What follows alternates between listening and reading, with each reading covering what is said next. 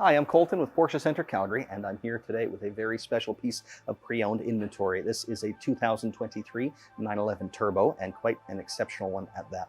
Very long option list on this one. I'll go through as much of that stuff as I can in the video, but pretty confident I'll forget a few things. So if you do want to learn more, we'll have it on display in the showroom very soon. But let's tell you a little bit about it right now.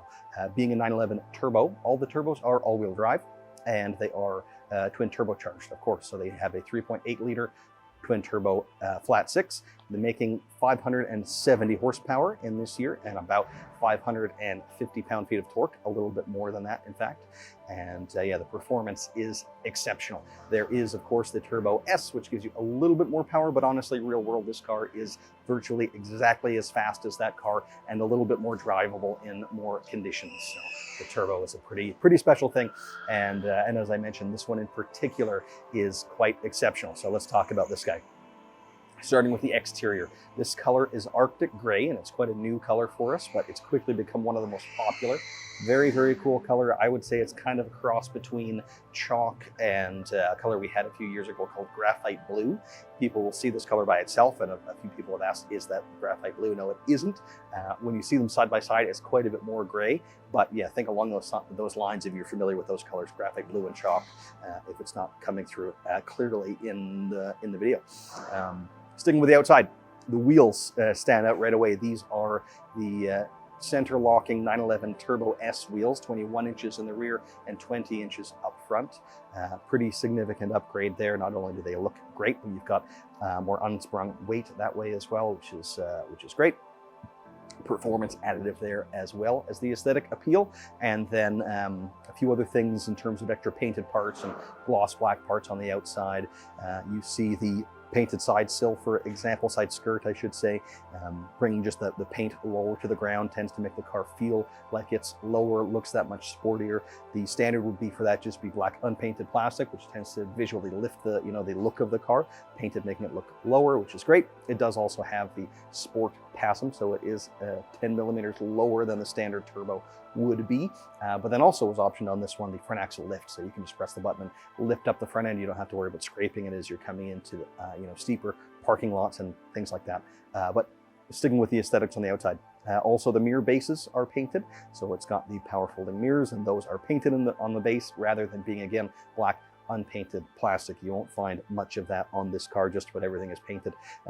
Your door, not so much the door, the window frame, I guess, the window surround is painted gloss black as well, rather than the matte black standard material.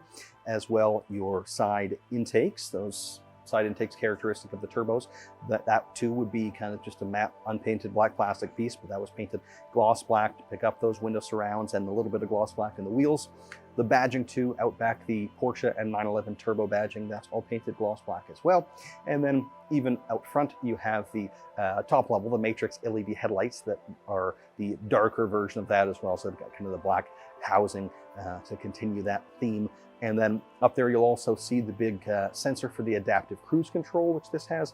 And of course, the if you can spot it, but the little camera there for the surround view camera. So this has a camera underneath each side mirror, that one on the front and the one on the rear, to give you the top-down view, which makes it super easy to park. We've had that feature for a while. This one actually has the next level of that, which is the 3D surround view camera, which allows you to get a perspective that looks basically like you're looking at the car from the outside, and you can virtually walk around it as you rotate on the screen.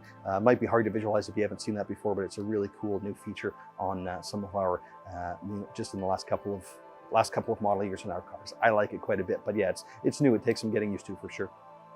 A couple of other quick things on the outside. As you can see on the top, glass sunroof, which does open as well as let the light in. You can optionally have the metal roof that opens, but this one has the full glass roof. And then a rarely selected option on the back, the slats over the rear are painted body color too, which is nice to see, and too rarely selected in my opinion. So now let's move on to the inside of the car, where it is again quite unique and lots of boxes ticked in there.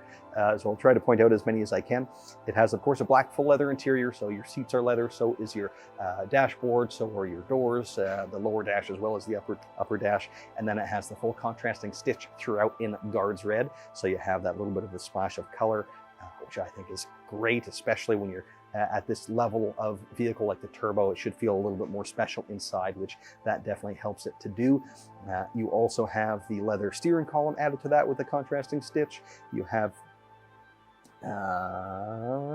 what am I meaning to say? Let's talk about the carbon trim. Let's get into that. Lots of carbon in there as well as the stitching stuff. So you've got carbon trim throughout, your dash strip and onto the doors. You also have carbon fiber on the steering wheel. It's a GT Sport steering wheel in matte carbon fiber. So that used to give you a carbon kind of rim around the steering wheel, which some people liked, but not so many. It wasn't so popular.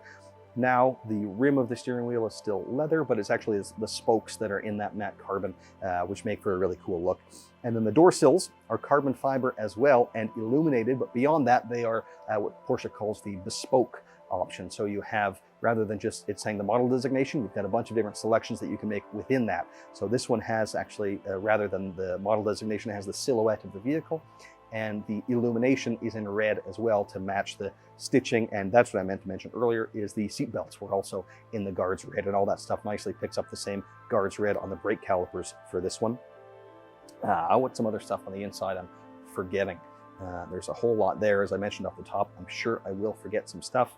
You have the Porsche crest on the armrest on this as well. You have the aluminum gear selector, which I think is underappreciated. You have just a higher quality feeling lever there, more leather on it. That is something that you interact with every day, every time you're in the car. So I think that's a good spot if you're going to upgrade something, a good spot to spend the money. But I'm rambling on now. Lots of cool content in this car, as is obvious. I'm sure I missed a few things. So if you're interested, if you want to learn more, if you want to see this very unique example in person, come down, pay us a visit. It'll be on display very soon. Thanks for watching.